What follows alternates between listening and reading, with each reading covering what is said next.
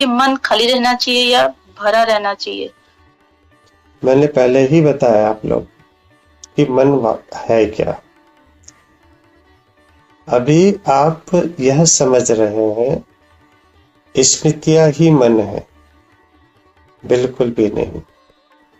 प्रकृति के 3 गुण, तमस, रजस और सत्व, इसी से ही यह संसार हमें दिखलाई देता है। तमस का अर्थ होता है स्वयं का विकास करना, स्वयं के हिसाब से कार्य करना, यह होता है तमस। रजस क्या है? स्वयं की सुरक्षा करना, साथ ही साथ अपनी शक्तियां बढ़ाना। और सत्व क्या है? सबको समभाव रखना और अपने बाद अपने जो ज्ञान है, अब आप जो भी दे सकते हो वो अगली पीढ़ी को देना या किसी और को देना। सृष्टि का निर्माण ऐसे ही है, जीवों का निर्माण इसी प्रकार हुआ है। पहले एक कोशी जीव का जन्म हुआ, अब उन्होंने उस एक कोशी ने क्या किया? स्वयं का विकास किया, अपने आप को बढ़ाया।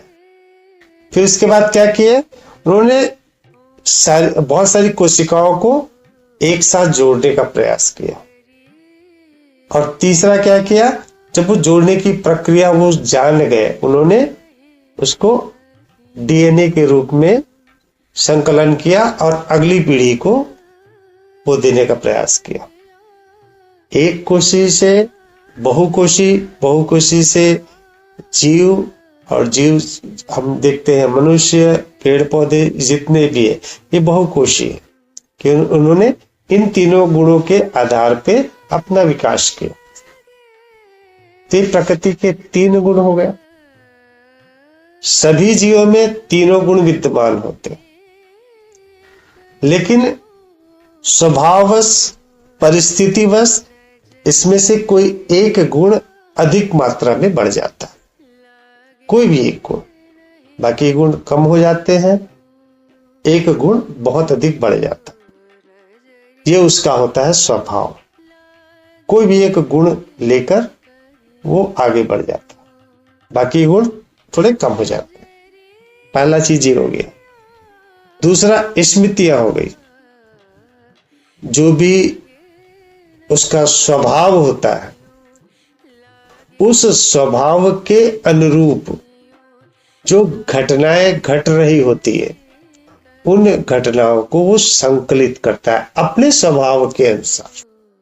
अब स्वभाव और जो स्मृतियां हैं, इसको मिलाकर तैयार होता है मन। तो मन का अर्थ, जैसे एक कोई मांस है, ठीक है, सपोज कोई अंडा ही है, ठीक है, उसका स्वभाव है तामसिक, तो वो क्या करेगा? अंडे को देखेगा, उसका मन क्या कहेगा? मुझे अंडे को खाना है, ठीक है। दूसरा कोई होगा जिसके अंदर सात्विक गुण अधिक विद्यमान होंगे, तो उसे लगेगा कि ये अंडा है, इसको नहीं खाते क्योंकि इससे जीव उत्पन्न होगा, किसी जीव की हत्या नहीं करनी चाहिए। अंडा वही है, स्मृतियां वही है, लेकिन उसका स्वभाव क्या हो गया? मुझे अंडे को नहीं खाना है। स्मृतियां दोनों व्यक्ति के पास है। अंडा देख के ये अंडा है कह के दोनों के पास स्मृतियां है, लेकिन स्वभाव दोनों का अलग अलग है। किसी में तमस गुण अधिक हो गया, किसी में रजस अधिक हो गया, किसी में सत्व गुण अधिक हो गया।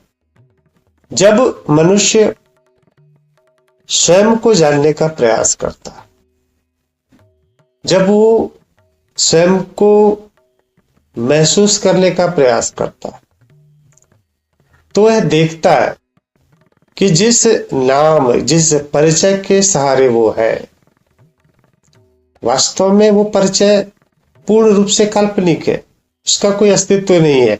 उसका जो नाम दिया गया उसके माता पिता ने दिया है, पहचान उसके माता पिता ने दी है, और यदि वो नाम हट जाए उससे तब भी उसका अस्तित्व होगा। अर्थात वो उस मन को पूर्णतः नकार देता है, और जैसे वो नकारना शुरू करता है उसके अंदर का जो तमस का भाव है धीरे धीरे कम होने लगता है। कुछ समय पश्चात जब वो मैं की स्वयं की अनुभूति करने लगता है तो उसे पता चलता है कि यह जो सृष्टि है, यह जगत है, जो मैं हूं वो भी वही है। तो दूसरों के से ताकत लेने का या दूसरे को छीनने का प्रयास धीरे धीरे कम होने लगता है, अर्थात उसके अंदर रजस का गुण भी समाप्त कम होने लगता है। तमस भी कम हो गया, रजस भी कम हो गया, तो तीसरा क्या हो गया, उसके अंदर सत्व में वृद्धि होती है, सत्व बढ़ने लगता है और वो आनंदित होता है। उसके अंदर प्रेम करुणा आने लगती है, अर्थात वो अध्यात्म के दूसरे चरण में पहुंचने लगता है सत्व गुण के कारण। और जब वो अध्यात्म के तीसरे चरण में पहुंचता है तो उसे यह पता चलता है कि वास्तव में जो कुछ हो रहा है वो केवल एक घटना का परिणाम है। एक घटना हो रही है, उसके फलस्वरूप दूसरी घटना हो रही है, अर्थात उसके अंदर का सत्व भी कम होने लगता है अध्यात्म के तीसरे चरण। और जब ये तीनों गुण उसके कम होने लगते हैं तो चौथी अवस्था समाधि की अवस्था में पहुंचने लगता है, अर्थात उसके पास स्मृतियां तो होगी किंतु उसके पास ये जो तीनों गुण है, ये तीनों गुण समाप्ति या शून्यता की अवस्था में पहुंचने लगेंगे। इसे हम कहते हैं समाधि, परम शून्यता की स्थिति। वो केवल उस शून्यता का अनुभव करता है। अब इसमें आप मन को खाली कहेंगे या मन को भरा हुआ कहेंगे, स्मृतियां तो मौजूद है किंतु जो प्रकृति के तीन गुण है वो पूर्णतः शांति की अवस्था में चले गए, पूर्णतः सुसुप्त अवस्था में चले गए। उसने उस शून्यता को पूर्ण रूप से धारण कर लिया, कुछ नहीं होने की अवस्था को। जो कुछ है नहीं उसके पास गुण का कोई महत्व ही नहीं है। आप किसी चीज को कहेंगे कि अच्छा है या बुरा है, या ठंडा है या गर्म है, तीखा है या मीठा है, कोई चीज होगा तो भी कहेंगे ना। जब कोई चीज है ही नहीं तो उसके गुण की कोई बात ही नहीं होगी। ठीक उसी प्रकार जो तीसरे चरण में यह समझ जाता है शून्यता को और चौथे चरण पर जब पहुंच जाता है कुछ नहीं होने की अवस्था पर, तो वहां पे उसके लिए गुणों का कोई स्थान नहीं होता, अर्थात ये गुण पूर्णतः शून्यता की स्थिति पर चले जाते हैं। मन का निर्माण इसी से होता है। ऐसा व्यक्ति क्या करेगा, भूख लगेगी तो केवल खाना खाएगा, उसके लिए कोई आवश्यक नहीं होगा कि मुझे तो खीर पूरी ही खाना है या मुझे तो इडली डोसा ही खाना है, कोई मतलब नहीं है। उसके पास जो भी परोसा जाएगा वो किसी भी प्रकार का विचार किए उसको ग्रहण करेगा। उसमें ना सत्व का भाव है, ना तमस का भाव है, ना रजस का भाव। उसके शरीर की जो आवश्यकता है उसकी वो पूर्ति करेगा। वहां पे विचार मन का कोई स्थान ही नहीं होगा। स्मृतियां उसके पास होगी, उसको यह पता होगा ये खाने की वस्तु है या इसे नहीं खाना चाहिए, इतना ही उसे पता होगा। प्यास लगेगी, उसे पता होगा कि मुझे पानी पीना, पानी मुझे मिनरल वाटर चाहिए या ये वाटर चाहिए या ऐसा चाहिए या बोर का पानी चाहिए, इसकी बात नहीं करेगा। उसको केवल पानी की आवश्यकता है, उसे जल मिलेगा या जल स्वच्छ है उसको ग्रहण करे। प्रकृति के तीन गुण और स्मृतियां मिलकर ही मन तैयार करते हैं। मन खाली हो, मन भरा हो, व्यक्ति सदैव इस दुख में, तकलीफ में, इसमें ही फंसा रहेगा सदैव। और यदि यह प्रकृति के तीन गुण पूर्णतः सुप्तावस्था में चले गए तो केवल स्मृतियां होगी, वह मन से पूर्णतः रिक्त हो जाएगा, मन नाम की संस्था पूर्णतः समाप्त हो जाएगी। आप कहेंगे कि सत्व गुण, ये तो अच्छी बात है, सत्व गुण भी बंधन है। भीष्म पितामह का वध हुआ, उसे तीरों से बेध दिया गया था और वो श्री कृष्ण के कहने पर किया गया था। पता है क्यों? उन्होंने अपने पिता के लिए दिए गए वचनों को ही सत्व समझ लिया कि वचन से हटना नहीं। उन्होंने उस सत्व के स्वरूप को समझा ही नहीं। उसके सामने लगातार दुर्योधन पाप किए जा रहा था, लेकिन वह यह सोचता था कि मैं सत्व गुण में हूं, मैं तो वचन से बंधा हुआ हूं, मैं वचन को हटाऊंगा नहीं। उसका फल यह हुआ कि उसे भयानक दर्द सहना पड़ा था। इन तीनों गुणों से मुक्ति ही मोक्ष है। मन का पूर्ण समाप्त होना ही मुक्ति है और कुछ नहीं। मन खाली रहे, भरा रहे, ये सदैव ही दुखदाई है। इसे खाली रहने से या भरा रहने से कोई प्रयोजन नहीं। प्रयोजन इस बात का है कि आप इन तीनों से मुक्त कब होते हो, प्रकृति के तीनों गुणों से मुक्त कैसे होते हो। और यह मुक्ति तभी संभव है जब आप वास्तविकता सत्य को जान जाओ कि वास्तव में आप कौन हो। यह बात अनिवार्य है। अधिकतर मनुष्य केवल आनंद तक ही सीमित होते हैं। अधिकतर वो तमस से हटकर सत्व की ओर अग्रसर हो जाते, इसमें कोई संशय नहीं है। अधिकतर लोग पूजा पाठ में लग गए, सत्य बोलना, दान देना, पुण्य कमाना, परोपकार करना, इस प्रकार के कार्य में लग गए और ये संतुष्ट हो जाते हैं कि मैंने तो अपना जीवन पूर्ण रूप से अच्छा व्यतीत किया, मैंने पुण्य कार्य किया, और वो कल्पना करने लगते हैं स्वर्ग की। किंतु वो यह जानते नहीं कि वास्तव में ये जो आनंद की अनुभूति है, यह आपको बांध रखी है, आपके उस वास्तविक स्वरूप को जानने से आपको रोक रही है।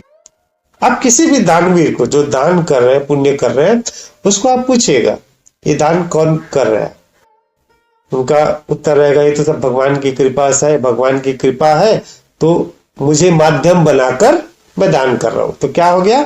उन्होंने उस मुझे को रखा हुआ है, उस काल्पनिक मैं को रखा हुआ है। सत्य कैसे वो जान पाएगा? सत्य उसके सामने कभी प्रकट नहीं होगा। उसने भले ही करुण प्रेम दिखलाने का प्रयास किया है कि सब कुछ ईश्वर कर रहा है, लेकिन ईश्वर ने मुझे माध्यम बनाकर यह कार्य करवाया है। उसका मैं, उसका काल्पनिक मैं सदैव से ही खड़ा रहेगा। अर्जुन जब तक यह सोचते थे कि मैं कर रहा हूं, मेरे हाथों से इतना पाप होगा, इतने लोग मारे जाएंगे, जैसे उसके अंदर यह भाव था, तब तक उसके अंदर युद्ध ना करने की इच्छा थी। जब श्री कृष्ण ने गीता के माध्यम से उन्हें समझाया, वास्तविकता बतलाई कि वास्तव में सिवा चेतना के कुछ भी नहीं है, सिवा शून्यता के कुछ भी नहीं है। यह स्पष्ट श्री कृष्ण ने कहा है, सब कुछ मैं हूं और मैं कुछ भी नहीं हूं। अर्थात उन्होंने परम शून्यता की बात जब श्री कृष्ण को बतलाई और श्री कृष्ण को जब समझ में आया, मैं का भाव समाप्त हुआ, वैसे ही उन्होंने युद्ध प्रारंभ। तो ये सत्व गुण भले ही आप परोपकार की भावना क्यों ना हो, किंतु आपको यह बांधे ही रखेगी। अर्थात आपका मन अच्छी चीजों में करेगा, मन हमेशा रहेगा। मन का अर्थ यही है कि आपका काल्पनिक मैं आपके सामने प्रस्तुत है। तो यहाँ पे मन को खाली रखना, भरा रखना, इसका कोई औचित्य नहीं है। मन से पूर्णता रिक्तता ही वास्तविक अध्यात्म की शुरुआत होगी। तीसरे चरण, चौथे चरण पे पहुंचना कठिन नहीं है, किंतु हम आनंद में इतने भावविभोर हो जाते हैं। जो दानवीर है, जो दान कर रहा है, जो सत्व गुणी है, उसे सत्व में इतना संतोष है, इतना आनंद है कि वो कभी प्रयास ही नहीं करेगा उस सत्व गुण से निकलने का।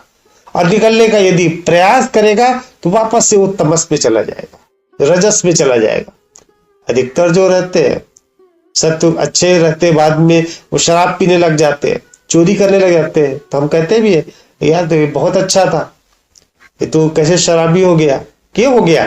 क्योंकि उन्होंने जैसे सत्व का त्याग करना शुरू किया, दूसरे जो गुण है वो बढ़ गए, दूसरे गुण सामने प्रकट हो गए, क्योंकि तीनों गुण तो इस शरीर में मौजूद है ना। तीनों गुणों से मुक्ति, मन से मुक्ति, यह महत्वपूर्ण है।